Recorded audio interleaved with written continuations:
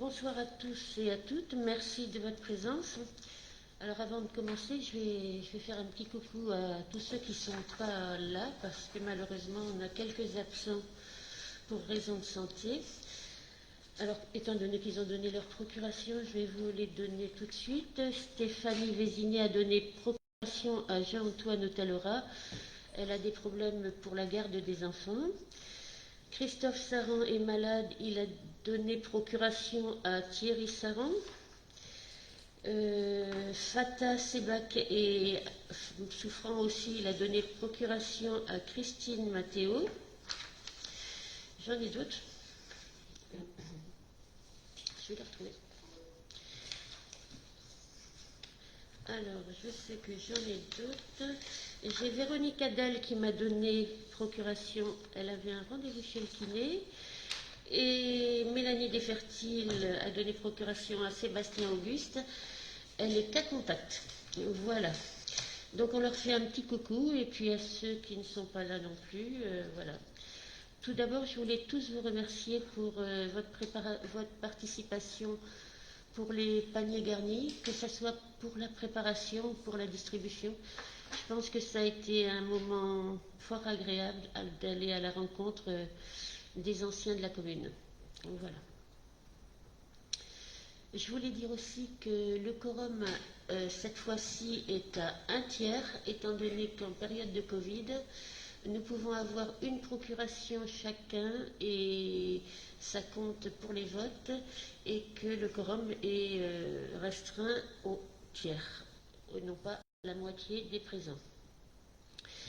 Donc, je vais faire l'appel.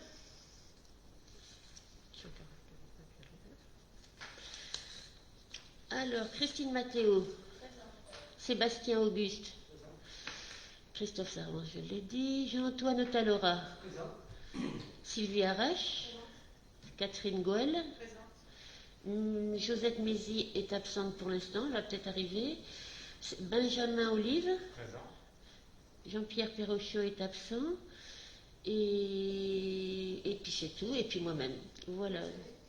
Et Thierry.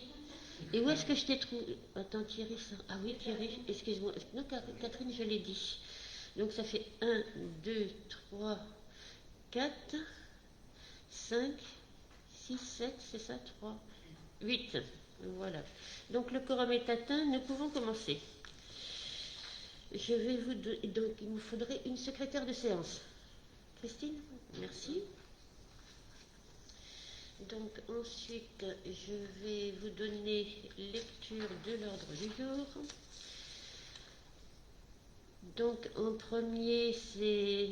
Alors, non, déjà en premier, c'est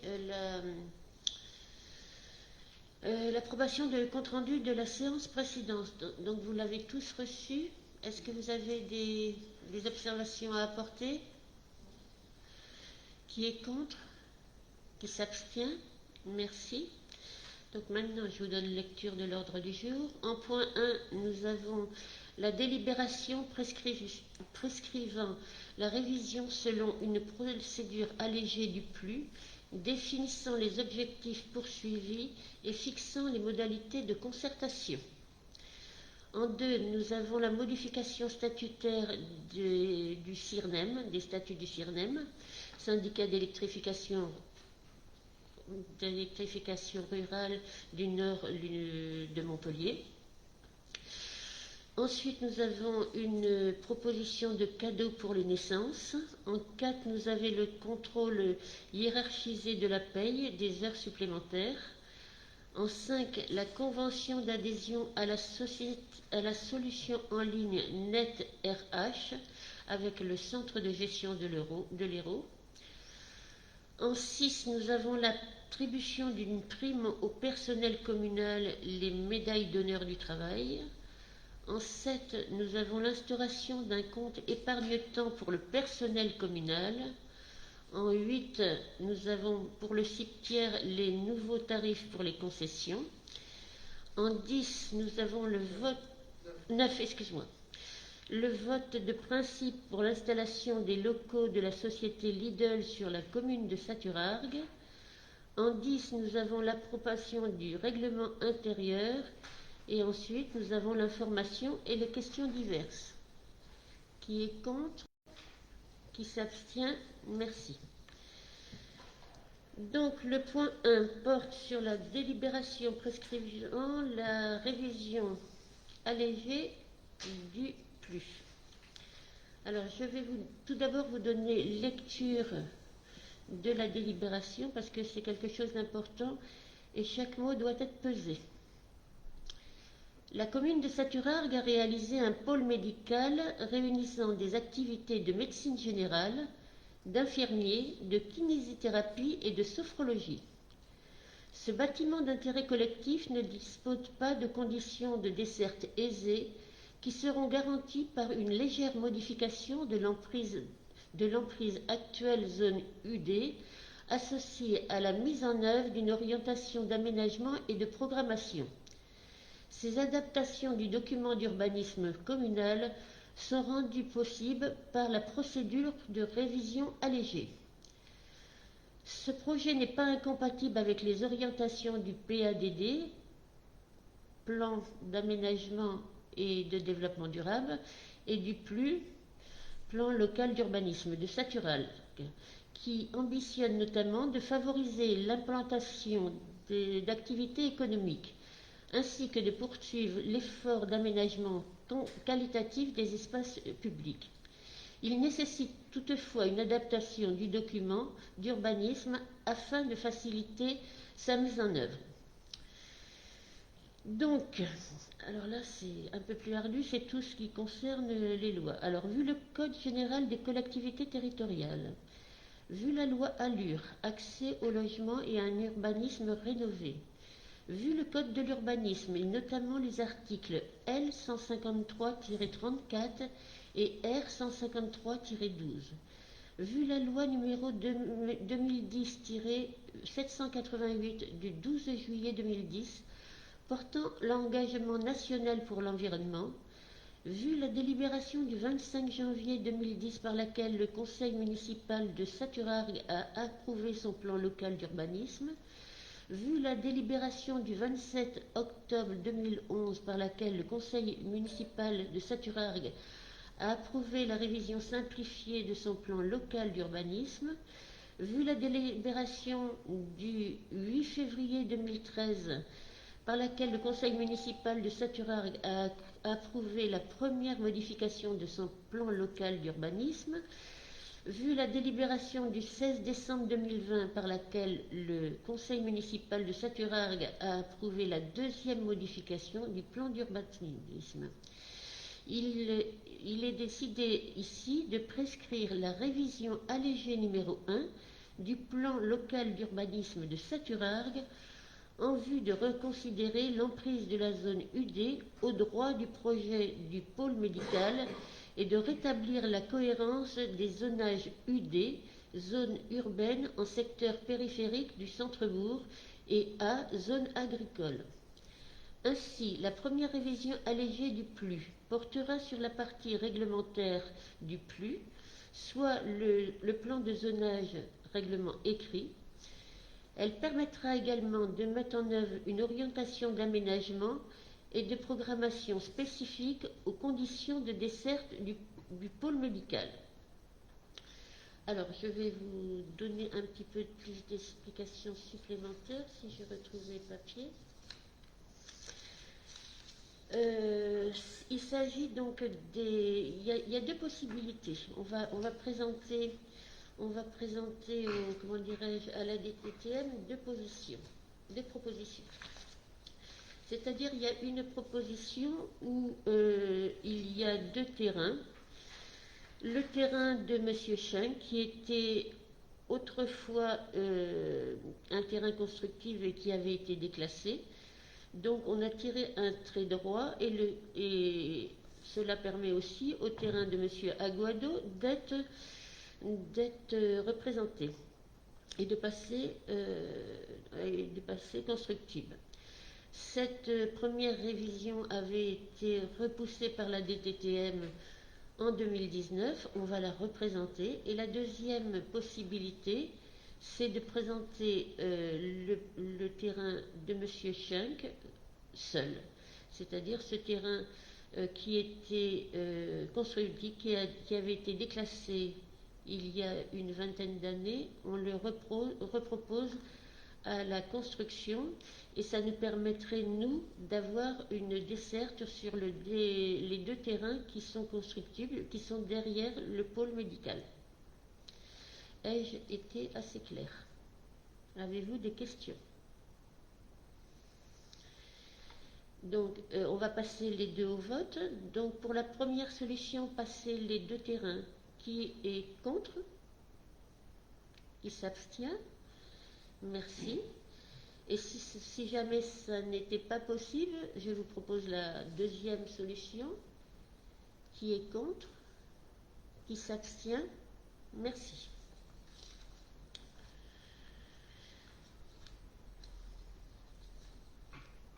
Le deuxième point, c'est la modification statutaire du statut du CIRNEM. Alors, jusqu'à présent, le président du CIRNEM était le maire de Boisseron. Donc, le siège du CIRNEM était à Boisseron. Aux dernières élections, le maire de Boisseron ne s'est pas représenté, et donc c'est M. Devrienne, maire de Galargues, qui a été élu président du CIRNEM. De ce fait, le siège a déménagé pour être fixé à Galargues. C'est l'objet de la délibération. Qui est contre? Qui s'abstient? Merci.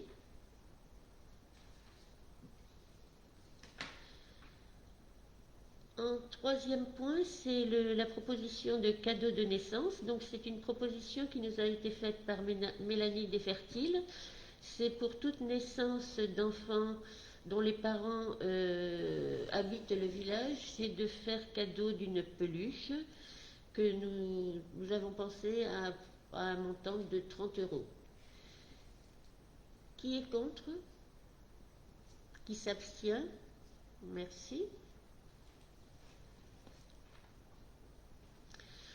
Alors ça c'est pareil, je vais vous lire le texte. C'est une demande qui nous a été faite par la trésorerie pour le paiement des heures supplémentaires.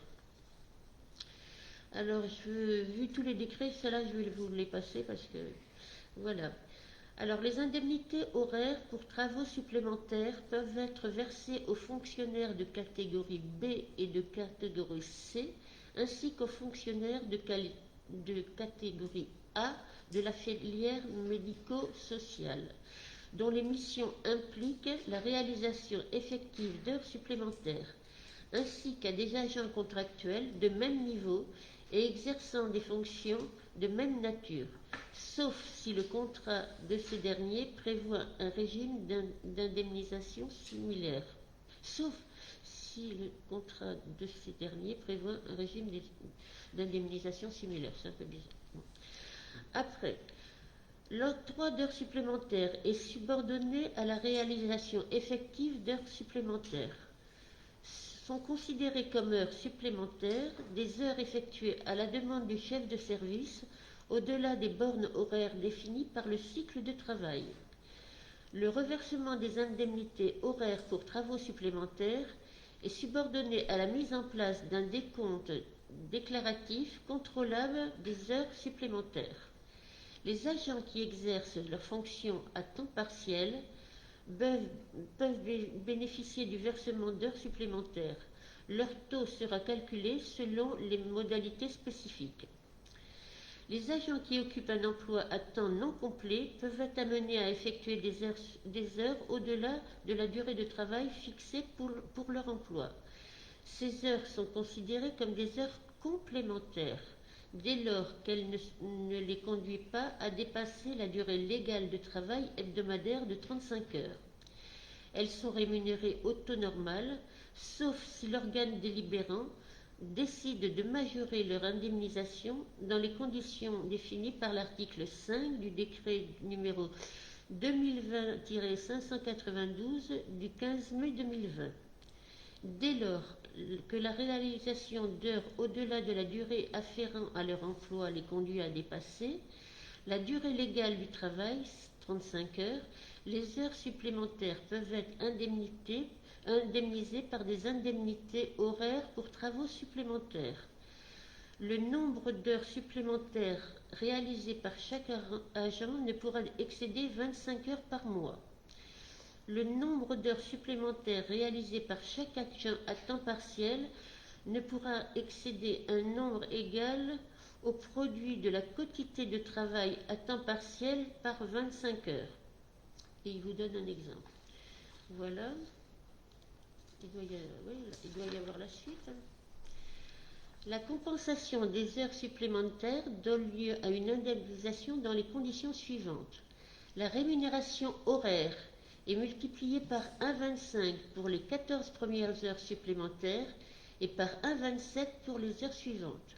Il appartient à l'organe délibérant de fixer la liste des emplois ouvrant droit aux indemnités horaires pour travaux supplémentaires. Donc nous les avons nommés. C'est les agents administratifs territoriaux, secrétaires de mairie, agents techniques territoriaux, agents d'entretien, agents d'espace vert, agents de maîtrise territoriale, responsables des services techniques. Voilà. Donc, ça c'est inscrit dans la loi et ça sera vérifié par la trésorerie au mois de mars. Qui est contre? Qui s'abstient? Merci. Nous, on n'en fait pas d'heures supplémentaires. Alors. Bon, point 5, c'est la convention d'adhésion à la solution en ligne NetRH avec le centre de gestion de l'Hérault. Donc le centre de gestion de l'Hérault s'est doté dans le cadre de ses missions définies par la loi numéro 84-53 du 26 janvier 1984 et le décret numéro 85-645 du 26 juin 1985 modifié d'une application de gestion des carrières appelée NetRH, accessible par Internet à destination des collectivités et établissements publics affiliés au CDG 34, en vue de leur permettre de bénéficier d'un accès personnalisé et sécurisé aux dossiers carrières de leurs agents. La présente convention a pour objet de fixer les conditions d'accès et les règles d'utilisation par la collectivité territoriale de l'application de gestion des carrières NetRH du CDG 34 et de définir les droits et obligations des parties. Je pense que ça c'est une bonne chose parce que c'est très important de pouvoir, à chaque fois qu'il y a un échelon qui est dépassé, que ça se fasse à temps plutôt que de faire des remises à niveau avant. Donc, qui est contre? Qui s'abstient? Merci.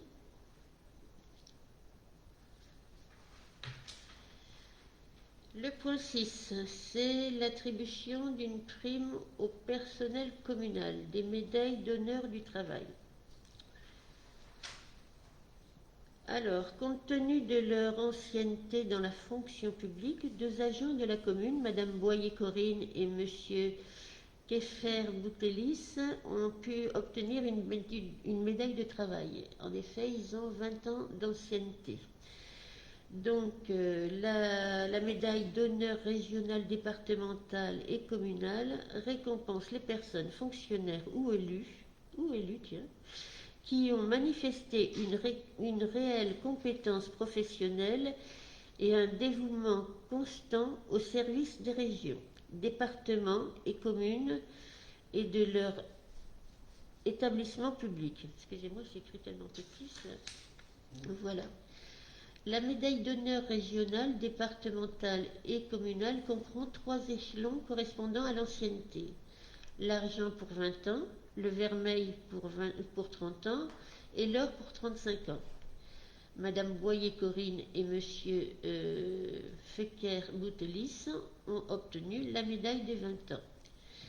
Parmi les prestations sociales accordées aux agents, le COS, c'est le Comité des œuvres sociales de l'Hérault, auquel adhère la commune de Saturargues, verse une prime aux médaillés d'honneur du travail. Alors 170 € pour la médaille d'argent, pour les 20 ans donc, 185 € pour la médaille vermeille et 245 € pour la médaille d'or, soit 35 ans. Donc je vous propose de verser aussi une prime exceptionnelle pour les médailles du travail. Si vous en êtes d'accord, je vous propose 200 € pour la médaille d'argent, 300 € pour la médaille vermeille et 400 € pour la médaille d'or. Est-ce que vous voulez modifier ces montants? La parole circule. Donc, qui est contre? Qui s'abstient? Merci. Je pourrais dire à Corinne et à Fecker qu'ils vont pouvoir bénéficier de cette prime. Et j'en suis contente pour eux. Ensuite, le point 7, c'est l'instauration d'un compte épargne-temps pour le personnel communal. Alors là aussi, c'est quelque chose qui existe depuis un certain temps. Alors ce compte permet à leur titulaire d'accumuler des droits de congé et il est ouvert à la demande expresse de l'agent qui est informé annuellement des droits épargnés et consommés. L'alimentation du compte épargne-temps doit être effectuée par demande écrite de l'agent avant la fin de chaque année civile ou au plus tard au 31 janvier de l'année suivante. Les jours concernés sont les congés annuels, sans que le nombre de jours pris au titre de l'année soit inférieur à 20. Les jours de RTT, on n'en a pas, et les repos compensateurs, on n'en a pas non plus. L'utilisation du compte épargne-temps, l'agent peut utiliser toute ou partie de son compte épargne-temps dès qu'il le souhaite, sous réserve des nécessités de service.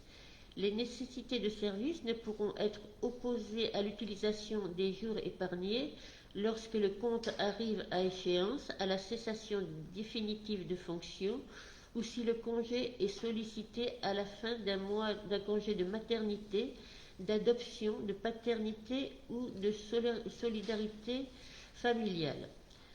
Alors, ce compte épargne-temps, nous en avons parlé avec Elisabeth, étant donné qu'elle a un certain nombre de congés qu'elle n'a pas pris, elle va sûrement pouvoir en ouvrir un. Qui est contre? Qui s'abstient? Merci. Alors, le point suivant, c'est les nouveaux tarifs pour les cimetières. Donc, actuellement, nous sommes en train de travailler sur le relevage des tombes abandonnées. Et donc, la personne que nous avons reçue nous a dit que, nous ne sommes pas du tout dans les tarifs qui sont faits dans les communes voisines. Donc, nous avons décidé de revoir nos tarifs. Donc je vous propose pour une concession trentenaire, c'est-à-dire un caveau de 2 à 4 places, 500 €. Pour une concession trentenaire, pour un caveau de 6 à 8 places, 50 €. 770 €. 750 €. Je dois commencer à fatiguer. Pour une concession, alors c'était trentenaire les premiers, hein, c'est bien ce que j'ai dit. Oui. D'accord. Donc maintenant c'est cinquantenaire. Cinquantenaire pour un 2 à 4 places, le caveau, c'est 750 €. Et pour un caveau de 6 à 8 places, toujours cinquantenaire, ça sera 1000 €. Pour un columbarium case trentenaire, ça sera 300 €. Et pour un columbarium case cinquantenaire, ça sera 500 €. Sachant que les concessions à perpétuité, elles n'existaient plus et on avait mis 99 ans, mais ça n'existe plus. Donc, qui est contre? Qui s'abstient? Merci.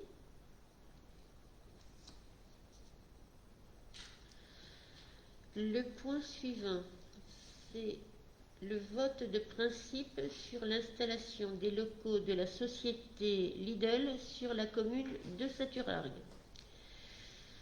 Nous avons été sollicités par la société Lidl qui depuis de nombreuses années cherche à s'agrandir sur notre territoire. Actuellement, ils sont installés sur Lunel et il aimerait rester sur le territoire. Donc, après avoir cherché dans les environs, ils n'ont rien trouvé.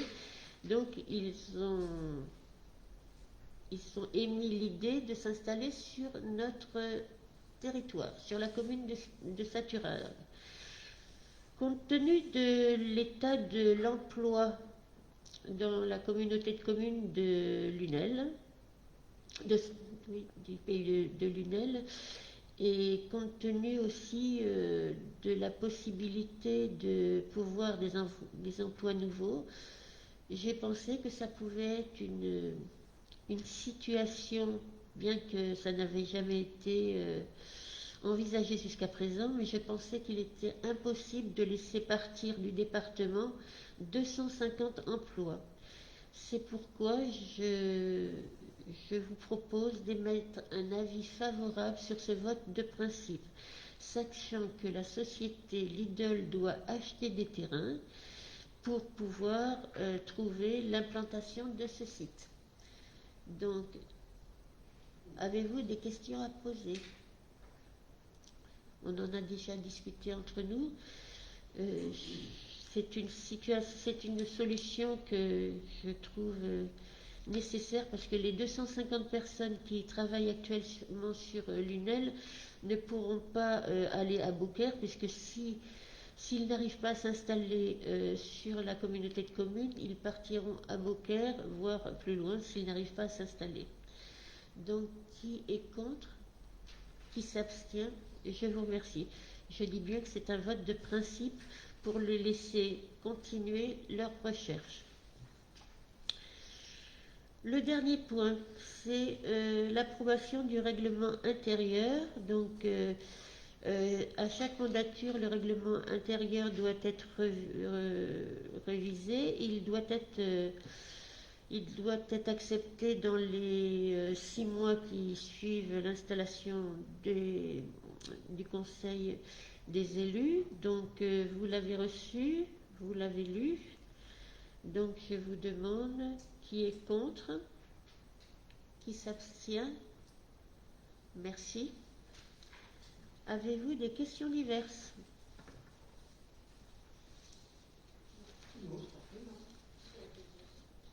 Non. Eh bien, écoutez, nous n'aurons pas enfreint le couvre-feu de très longtemps. Je vous remercie. Les débats sont clos. Il est 18h42. Merci à tous.